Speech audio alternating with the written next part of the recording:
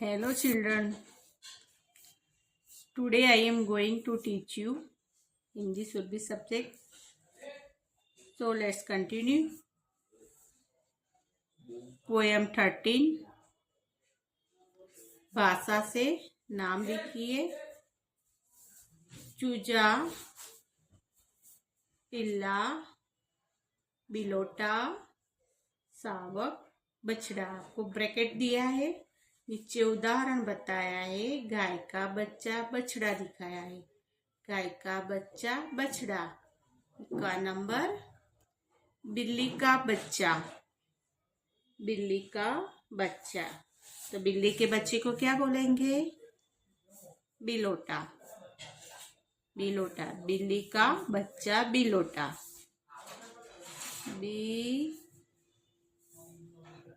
बिलोटा, बिल्ली का बच्चा बिलोटा।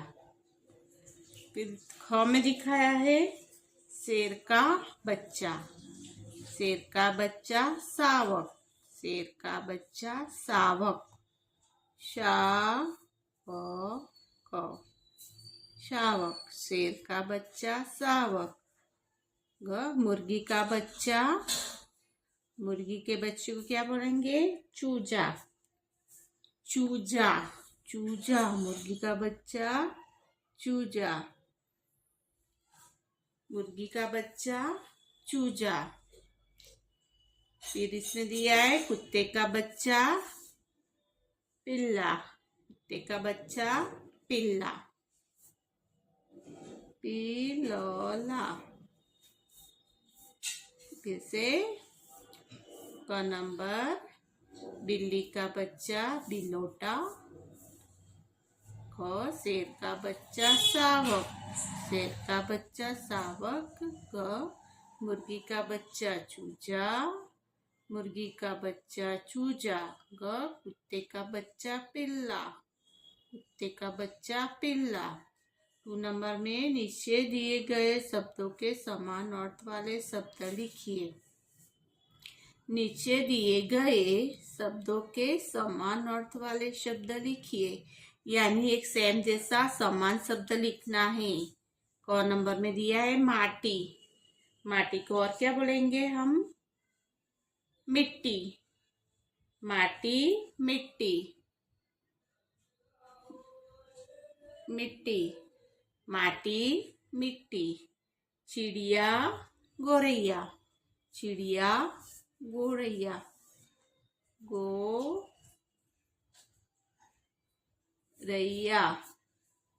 गोरैया, चिड़िया, गोरैया। बच्चा, बच्चा, बालक, बच्चा, बालक, बच्चा, बालक। तरु, डाली, तरु, डाली। जो झाड़ की डाली होते है उसको तरु और डाली बोलते हैं। धरती, जमीन, धरती, जमीन और पृथ्वी। धरती, जमीन, पृथ्वी, जमीन। पानी, जल, पानी, जल, जल। सूरज, सूरज, सूर्य, सूर्य, सूरज, सूर्य, सूरज, सूर्य। चांद, चंद्रमा, चांद, चंद्रमा। एक जैसे समान शब्द है ये। माटी, मिट्टी। फिर इसमें दिया है चिड़िया, गोरैया, चिड़िया, गोरैया। बच्चा, बालक, बच्चा, बालक। तरु, डाली, तरु, डाली। धरती, जमीन, धरती, जमीन। पानी, जल, पानी, जल। सूरज, सूर्य, सूरज सूर्य, चांद चंद्रमा, चांद चंद्रमा, ये सब एक समान जैसे शब्द दिए हैं।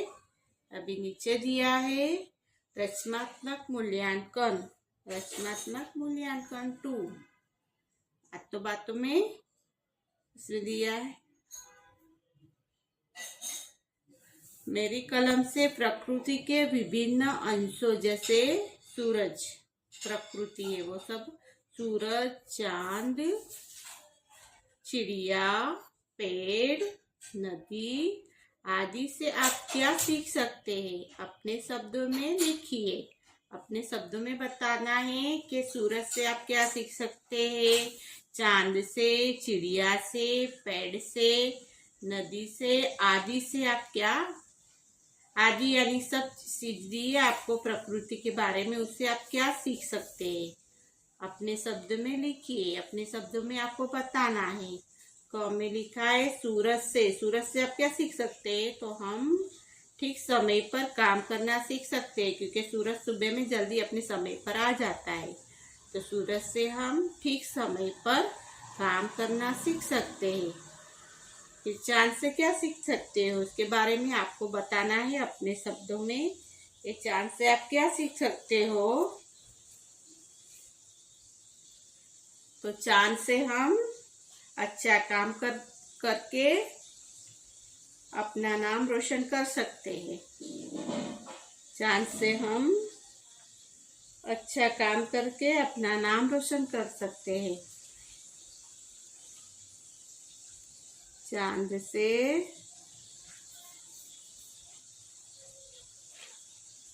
हम अपना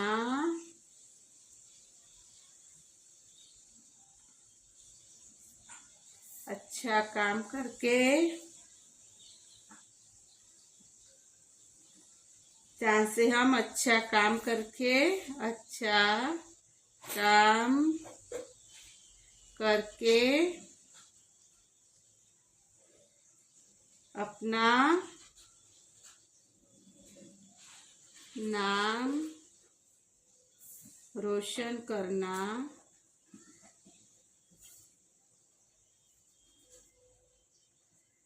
सीख सकते हैं।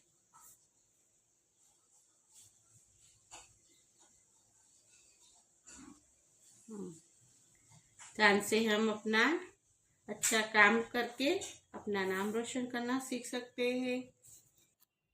चिड़िया से हम क्या करना सीख सकते हैं? तो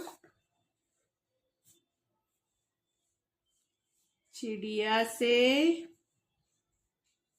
हम अपना काम करना सीख सकते हैं।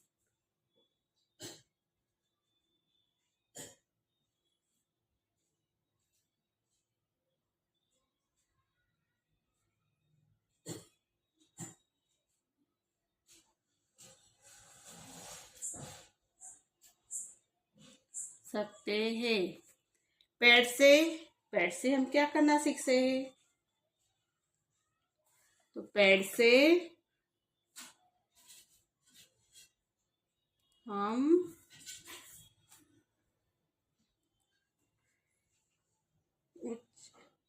ऊंचे तक जाना सीख सकते हैं।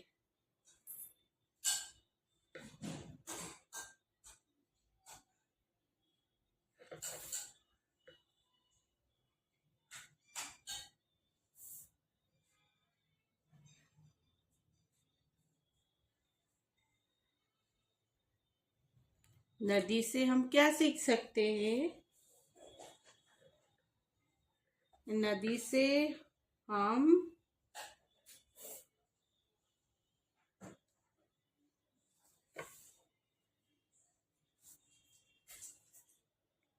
नदी से हम हमेशा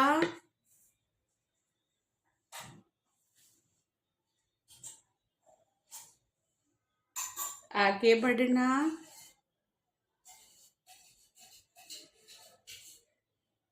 सीख सकते हैं।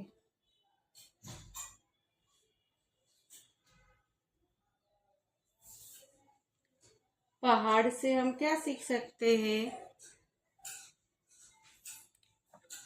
पहाड़ से हम मुश्किलों का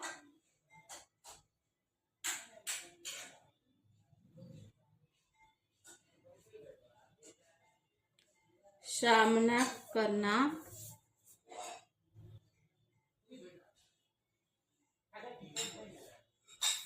सीख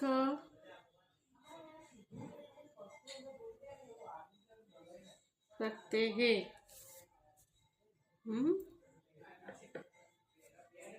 चांद से हम अच्छा काम करना और अपना नाम रोशन करना सीख सकते हैं।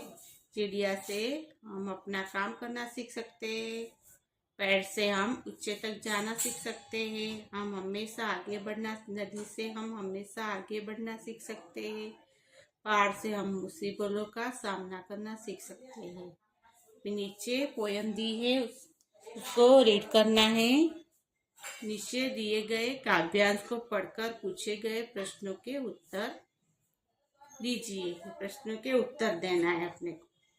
काव्यांश के प्रश्नों के उत्तर देना है। सूरज की गर्मी और मिट्टी की नरमी ले। सूरज की गर्मी और मिट्टी की नरमी ले, बीज से निकला एक सुंदर बाका। बीज से निकला एक सुंदर बाका।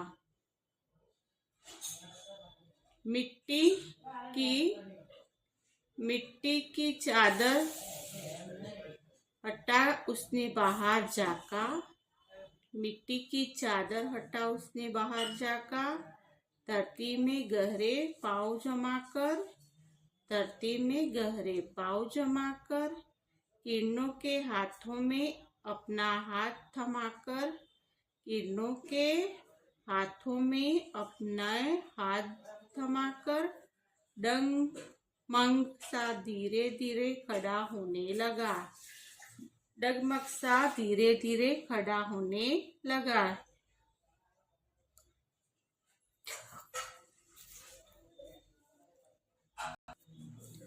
जाने कब जरा जरा बड़ा होने लगा। जाने कब जरा जरा बड़ा होने लगा। सूरज की गर्मी और मिट्टी की नरमी ले। सूरज की गर्मी और मिट्टी की नरमी ले, बीज से निकला एक अंकुर बाका। बीज से निकला एक अंकुर बाका। मिट्टी की चादर हटा उसने बाहर जाका। मिट्टी की जो चादर यानी ऊपर बिछाई थी, उसने उसे बाहर झांका, बाहर देखा। धरती में गहरे पाँव जमाकर, जमीन के अंदर उसके मूड यानी पाँव जमाकर, किरणों के हाथों में अपने हाथ मिलाकर, जैसे सूरज की रोशनी किरणें आती है उसके पड़ती है, उसको उसका खाना मिलता है। डगमग सा धीरे धीरे खड़ा होने लगा। उसकी किरणों की गर्मी से वो क्या करने लगा? डगमग सा वो धीरे धीरे खड़ा होने लगा। जाने कब जरा जरा बड़ा होने लगा। जाने वो कब बड़ा होने लगा, वो मालूम ही नहीं पड़ी। तो उसके एक पोयम दी है, उसके आधार पे अपने को उसके नीचे के आंसर्स पूछे, उसमें लिखना है। इसमें लिखा हुआ है, इन पंक्तियों में किसने बड़े होने की बात कही जा रही है? इन पंक्तियों में किससे बड़े होने की बात कही जा रही है? आपको क्वेश्चन पूछा है। इन जो आपको पोयम की पंक्तियां दी है, उसमें किससे बड़े होने की बात बताई है, वैसे पूछ रहे हैं। तो आपने ये रीडिंग किया उसको, तो वे हिसाब से अपने को लिखना है। इसके बारे में पूछा आया है इस पंक्ति में, इसके बड़े होने की बात कही है। तो बीज अपने जो जमीन पे मिट्टी में डाला है, उसको बड़े होने की बात कही है। इसमें हम आंसर लिखेंगे। बीज को बड़े होने की इस पंक्तियों में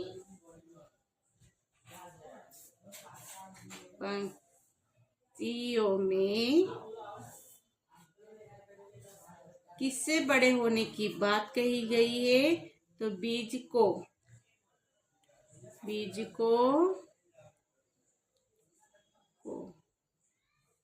बड़े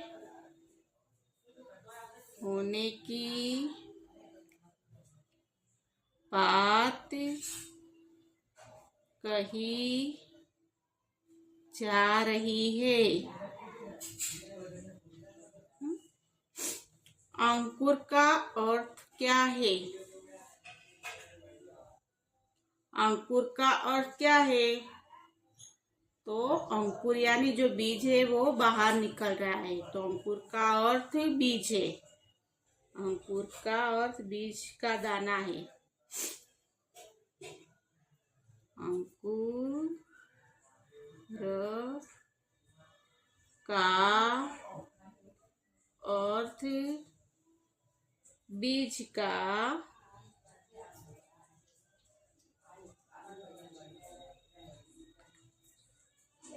दाना है।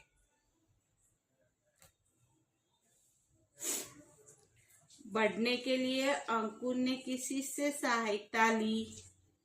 जैसे आपको ये बता रहा है कि अंकुर यानी बीज ने बड़े होने में के लिए किस किस की सहायता ली, किसकी मदद ली, वो उसके बारे में बताया हुआ है।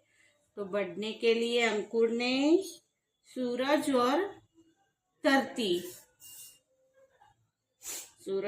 धरती की सहाय ली, क्योंकि उसके सूर्य की किरणें उसको शक्ति देती थी, और वो मिट्टी में वो उसका मूल होता था, वो उसको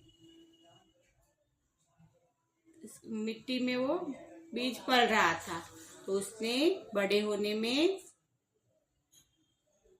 सूरज और धरती की सहाय ली। धरती में गहरे पांव जमा कर वो पड़े थे।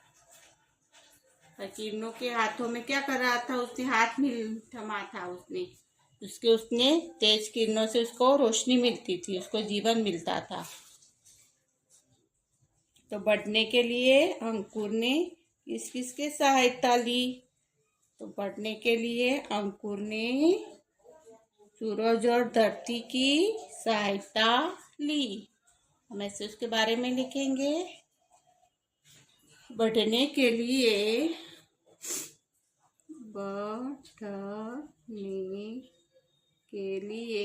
बढ़ने यानी बड़े होने के लिए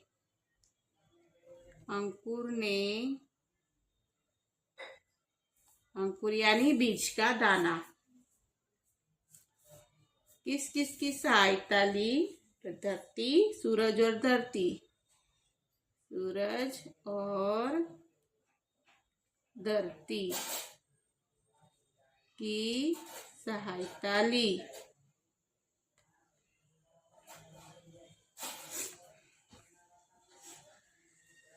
एक बार फिर से रीडिंग।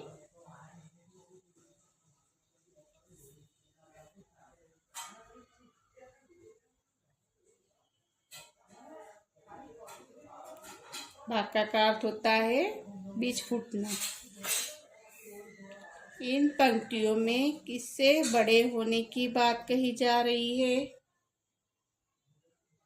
तो इन पंक्तियों में बीज को बड़े होने की बात कही जा रही है। अंकुर का अर्थ क्या है? अंकुर का अर्थ बीज का दाना है। अंकुर का अर्थ बीज का दाना है। बढ़ने के लिए अंकुर ने किस किस की सहायता ली? बढ़ने के लिए अंकुर ने सूरज और धरती की सहायता ली। बढ़ने के लिए अंकुर ने सूरज और धरती की सहायता ली। समझ गए? Okay, understood.